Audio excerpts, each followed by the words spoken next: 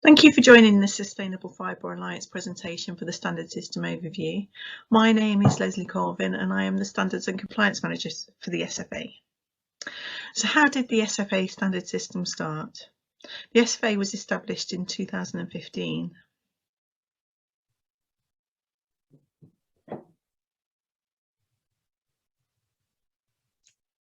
In 2016, the Rangeland Stewardship Code of Practice was conceived.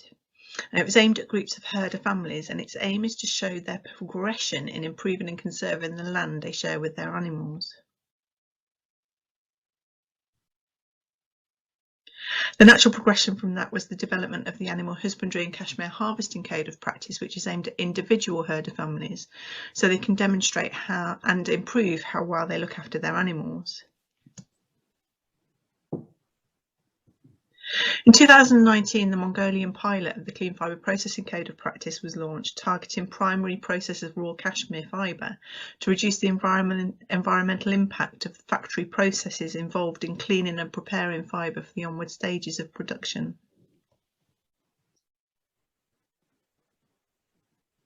Up until this point, all of the work had taken place in Mongolia. However, the SFA will receive more and more interest from other parts of Asia. So in 2020, an Animal Welfare Code of Practice was piloted in China in a joint partnership with ICOR, the International Cooperation Committee for Animal Welfare. At the same time, a chain of custody was being piloted in Mongolia so that SFA certified fibre could be traced through the entire supply chain, resulting in products containing a minimum of responsibly produced cashmere fibre. And this year, in 2021, we have also been piloting the chain of custody in China.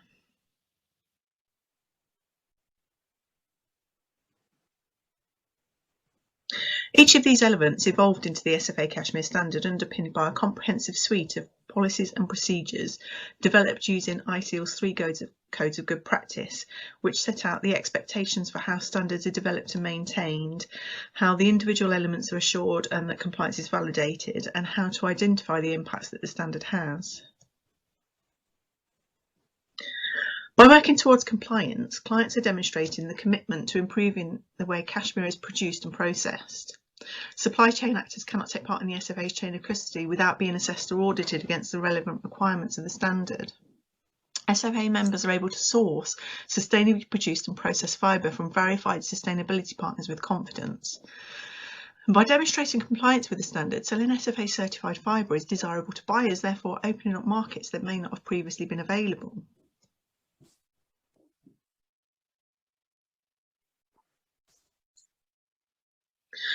What does the future hold? So we know the Cashmere Standard currently looks like this.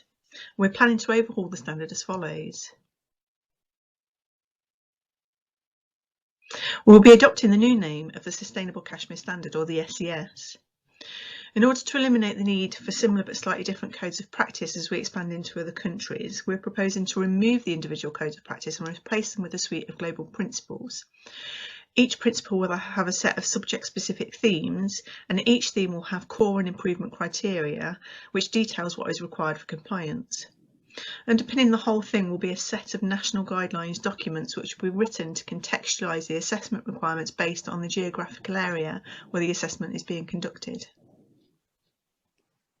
If we break that down into more detail, we have the principle and a theme, and each theme will have a desired outcome, which is a description of the expectation that compliance will address. We can break that down further still, so again we have the principle and the theme, and to elaborate on how the desired outcome can be achieved, we have the criteria. The principles, themes and criteria will be written as generically as possible to be geographically neutral and therefore irrespective of where the standard will be delivered. We'll produce a roadmap diagram in the rules of combination. So, for example, the specific principles, themes and criteria that would be relevant to a herding family are likely to be different from those required of a primary processor. This is how we are proposing the SCS will be delivered. In order to operate the scheme, conformity assessment bodies or CABs must go through a rigorous approvals process. If they're successful, they will be issued with a licence and scope and will carry out the assessment and certification against the requirements of the SCS within their approved scope. The SFA will continue to monitor the CABs and they will be re-licensed if they continue to comply with the SFA's requirements. CABs will be approached by their clients that are interested in being assessed against the specific elements of the standard. Following on from their own registration process, the CAB will send the relevant information to the registered producer or processor. For some elements, a self-assessment will be completed and followed up with an assurance visit by an occupationally experienced assessor.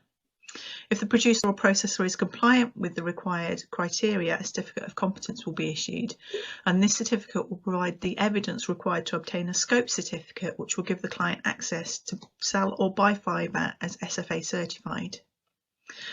For the chain of custody, an audit visit will be required, and if the producer or processor is compliant with the required criteria, a scope certificate will be issued.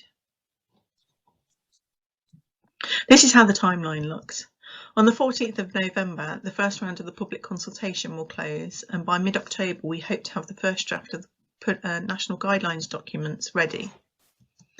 Throughout November we will be running some pilot training, and by mid-December I hope to have the rules of combination documented. The 31st of December we'll see the second round of the public consultation close. All feedback will be reviewed and changes made as appropriate.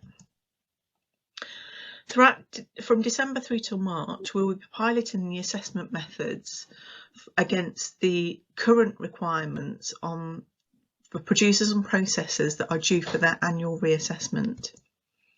In the spring, we will be running training and communications internally and externally, and hope to launch the full SCS by summer 2022. The first round of public consultation is now open. To take part in the Global Principles Public Consultation, go to the SFA's website, click on Resources, scroll down, and under Consultations you'll find the link. You can click on the picture or the description below, and this will take you to a web page which will give you information on how to get involved.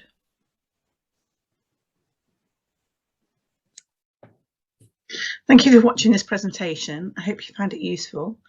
If you have any questions or comments or would like to contact me directly, you can do so using the email on your screen now. Thank you.